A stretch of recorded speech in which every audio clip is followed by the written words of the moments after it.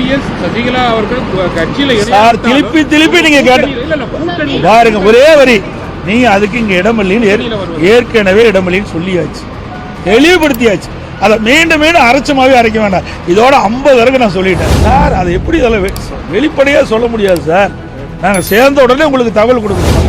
சில கட்சிகள் எங்களோட வரும், பேச்சுவார்த்தை நடத்திட்டு இருக்காங்க. அதெல்லாம் வெளிப்படையா பேச முடியாது.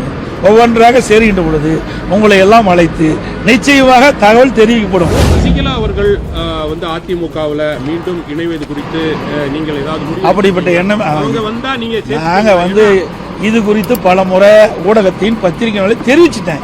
மீண்டும் அதை கிளற வேண்டாம், அங்கே இடம் கிடையாது. அது சார் ஏன் போங்கல, அதெல்லாம் எங்க தனிப்பட்ட வரும். நான் இல்லைன்னா அதோட விட்டுருங்க. அதிமுக வலிமையா இருக்குது. இப்ப போல ஊடக நம்மளும் பத்திரிகை அது பில்டப் பண்ணி பெருசா போட்டுட்டு இருக்கிறீங்க.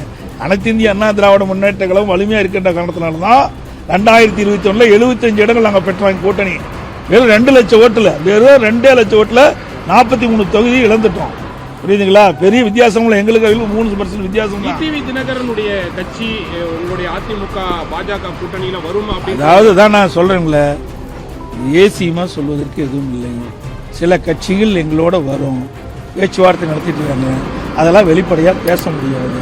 ஒவ்வொன்றாக சேருகின்ற பொழுது உங்களை எல்லாம் அழைத்து நிச்சயமாக தகவல் தெரிவிக்கப்படும்.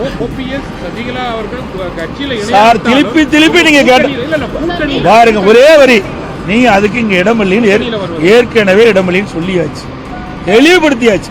அதை மீண்டும் அரைச்சமாவே அரைக்க வேண்டாம். இதோட 50 வரைக்கும் நான் சொல்லிட்டேன். டெல்லியிலையும் நான் சொல்லிட்டேன் சார். அதை எப்படி வெளிப்படையா சொல்ல முடியாது சார்.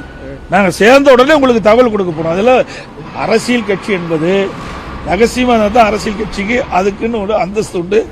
புரியுதுங்களா? அது பேச்சுவார்த்தை நடந்துகிட்டு இருக்கு. உள்துறை அமைச்சர் தமிழ்நாட்டுக்கு வருவதை பத்தி ஏதாவது நேற்றுக்கு பேசப்பட்டதா? எப்ப வர்றாங்க? அதெல்லாம் நாங்க அறிவிப்போம். ஏன்னா முத அரசியல் சூழ்நிலை பற்றி பேசியிருக்கிறோம். என்னைக்கு பாரத பிரதமரோ அல்லது மற்ற மத்திய அமைச்சர்களோ வருகின்ற பொழுது நிச்சயமாக ஊடகத்துக்கு தெரிவிக்கப்படும். அது பாரதிய ஜனதா கட்சியுடைய தலைவர்களும் தெரிவிப்பாங்க, நாங்களும் தெரிவிப்போம்.